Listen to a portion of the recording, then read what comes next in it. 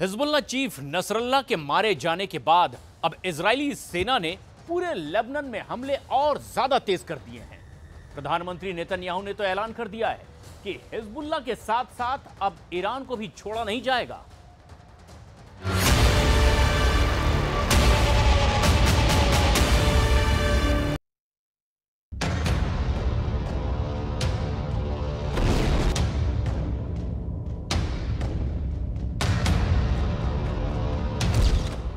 मार दिया Hezbollah chief, काले ताबूत में जाएंगे Iran, Syria, Yemen.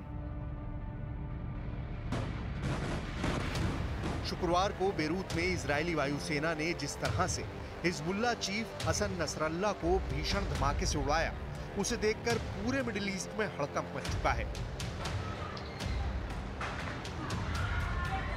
Hezbollah chief Nasrallah का मारा जाना लेबनान युद्ध का बहुत बड़ा टर्निंग पॉइंट है। अब लेबनान में एक भी हिजबुल्लाह का ऐसा टॉप कमांडर नहीं बचा है जो इजराइल से जंग करने की हिम्मत कर सके। एक भी हिजबुल्लाह का ऐसा कमांडर नहीं बचा है जो इजराइल से जंग पर बड़ा फैसला ले सके। צה"ל נמצא במוכנות שיא בכל הגזרות. אנחנו עדיין בודקים את תוצאות התקיפה של המפקדה המרכזית של חיזבאללה שמוקמה מעל לבניינים אזרחיים בלב שכונת הדחיה בתוך מרחב תת-קרקעי. אנחנו נעדכן ברגע שנדע. אנחנו יודעים שהתקיפה שלנו הייתה מאוד מדויקת.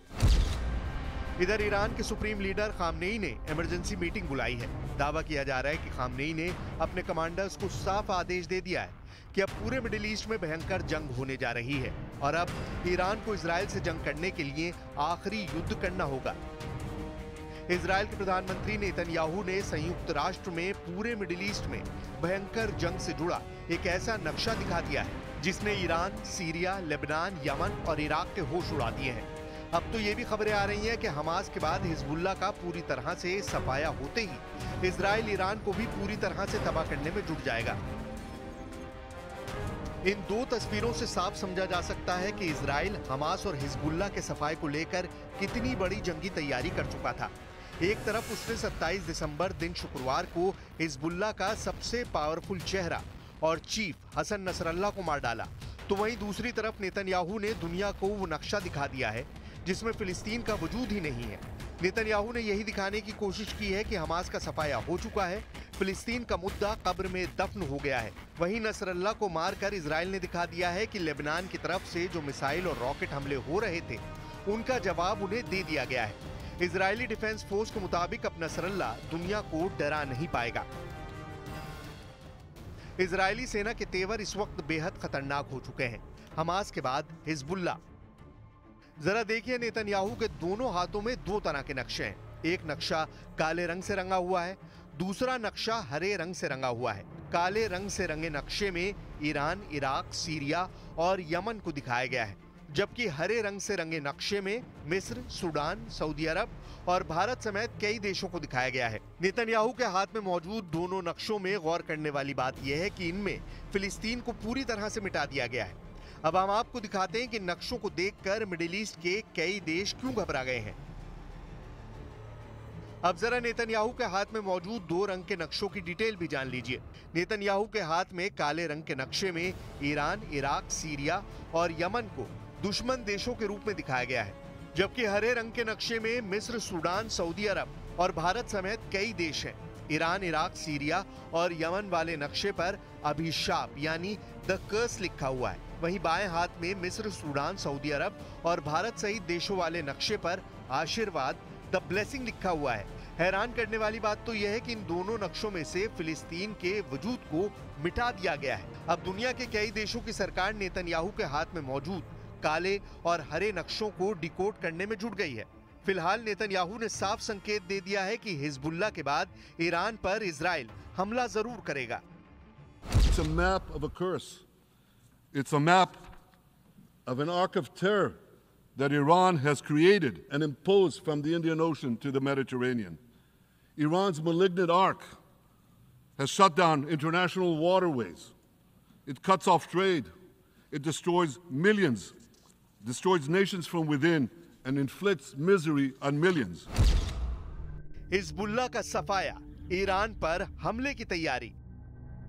इजरायली सेना का लेबनान की राजधानी बेरूत समेत कई इलाकों पर मिसाइल हमला अभी भी जारी है। इजरायल ने बेरूत के दहिया शहर के रहने वाले लोगों को तुरंत इलाका खाली करने को कहा है। इजरायली सेना का कहना है कि इनका इस्तेमाल हिजबुल्ला इजरायल पर हमले के लिए कर रहा है। इधर इजरायल ने लेबनान सीमा पर अतिरिक्त टैंक और बख्तरबंद वाहन तैनात कर दिए हैं। नेतन्याहू ने सेना को लेबनान में जमीनी हमले के लिए पूरी तरह से तैयार रहने को कहा है। कल बेरूत में इजरायल के फाइटर जेट F-35 से भयंकर हमले किए गए थे, जिसमें न सिर्फ हिजबुल्ला चीफ नसरुल्लाह मारा गया, बल्कि शहर को भयंकर नुकसान हुआ है। जरा देखिए बेरूत में हुए धमाकों से जुड़ी अभी की बड़ी खबरें क्या आ रही हैं। इजरायली सेना के प्रवक्ता लेफ्टिनेंट कर्नल नादाफ शोशानी ने एक्स पर पोस्ट कर नसरुल्लाह के मारे जाने की पुष्टि की है। इजरायली सेना के प्रवक्ता डेविड अब्राहम ने बताया, एयर स्ट्राइक में 64 साल का हिजबुल्ला चीफ नसरुल्लाह मारा गया है। हसन नसरुल्लाह को मारने वाले ऑपरेशन का नाम न्यू ऑर्डर था। नसरुल्लाह की मौत के दावे के बाद इजरायली सेना ने कहा, जो भी इजरायल को धमकाएगा, हमें पता है कि उस तक कैसे पहुंचना है। यह हमारी क्षमता का अंत नहीं है। इजरायली न्यूज चैनल के मुताबिक एयर स्ट्राइक में नसरुल्लाह के अलावा उसकी बेटी जैनब भी मारी गई है। इसके अलावा हिजबुल्लाह के दक्षिण फ्रंट का कमांडर अली कारकी भी ढेर कर दिया गया है। हमले में हिजबुल्लाह के मिसाइल यूनिट के कमांडर मोहम्मद अली इस्माइल और डिप्टी हुसैन अहमद इस्माइल भी मारे गए हैं। हिजबुल्लाह चीफ का भाई हाशिम सैफुद्दीन भी कल बेरूत हमले में मारा गया है। इधर पीएम नेतन्याहू ने इजरायली दुश्मनों पर भड़कते हुए कहा है कि हमारे पास स्टील की नसें हैं। पीएम नेतन्याहू ने बेरूत में इजरायली हमले के बाद कहा कि हमारे दुश्मन सोचते हैं कि हम मकड़ी के जाल की तरह हैं, लेकिन हमारे पास स्टील की नसें हैं। हम आपको बता दें कि नसरुल्लाह कई बार अपने भाषणों में इजरायल को मकड़ी का जाल बता चुका था, लेकिन अब इजरायल के इसी बारूदी जाल में फंसकर वो मारा जा चुका है। हालांकि ईरान का अभी भी यही दावा है कि हिजबुल्लाह चीफ हसन नसरुल्लाह जिंदा है, लेकिन ईरान कोई सबूत नहीं दिखा पा रहा है। न्यूयॉर्क टाइम्स के मुताबिक बेरूत पर इजरायली हमले के बाद ईरान के सर्वोच्च नेता अयातुल्लाह खामनेई ने शुक्रवार रात अपने घर पर राष्ट्रीय सुरक्षा परिषद की एक इमरजेंसी मीटिंग बुलाई थी। बैठक में ईरानी राष्ट्रपति मसूद पेज़ेश्कियान ने इजरायली हमले की निंदा की और इसे वॉर क्राइम बताया। खामनेई के सलाहकार अली लारीजानी ने कहा कि इजरायल हद पार कर रहा है, लोगों की हत्या से समाधान नहीं निकलेगा, दूसरे लोग उनकी जगह ले लेंगे। I have a message for the tyrants of Tehran. If you strike us, we will strike you. There is no place in Iran that the long arm of Israel cannot reach. And that's true of the entire Middle East. गजा और Lebanon जंग धीरे धीरे पूरे middle east में फैल रही है। Middle east के नक्शे पर आपको जो देश दिखते हैं, उनमें एक तरफ यहूदी देश इजराइल है, जबकि दूसरी तरफ मुस्लिम मुल्क बहरीन, इराक, ईरान, फिलिस्तीन, Jordan, Kuwait, Lebanon, Oman, Qatar, Saudi Arab, Syria, UAE और यमन है। कुल 14 देश हैं। बाकी 2 और देशों तुर्की और लीबिया को भी मिडिल ईस्ट का ही हिस्सा माना जाता है। तो हो गए कुल 16 देश, और इन 16 देशों में से 15 देश तो मुस्लिम हैं, जबकि इकलौता यहूदी देश है जो 15 देशों से लड़ने का इरादा रखता है। हालांकि नेतन्याहू ने मिडिल ईस्ट के कम से कम 6 देशों को इजराइल की तरफ मिला लिया है। इसलिए ईरान, लेबनान, सीरिया, इराक और यमन के लिए इजराइल को आसानी से हरा पाना लगभग असंभव है। हिजबुल्लाह चीफ हसन नसरुल्लाह की मौत के बाद पूरे मिडिल ईस्ट में गदर मच गया है। इजराइल 9 दिनों से लेबनान में मिसाइल हमले कर रहा है। अल जजीरा की रिपोर्ट के मुताबिक इजरायली मिसाइल हमलों की वजह से लेबनान में 700 से ज्यादा लोग मारे गए हैं। इसके अलावा 5 लाख से ज्यादा लोगों को अपना घर छोड़कर जाना पड़ा है। इजराइल ने लेबनान में चलाए जा रहे ऑपरेशन को नॉर्दर्न एरोज नाम दिया है। अब देखना होगा कि हिजबुल्लाह संगठन में 32 साल से चीफ रहे नसरुल्लाह के मारे जाने के बाद हिजबुल्लाह इजराइल से जंग कैसे करता है। An alternative vision where technology is used to empower, not to dominate.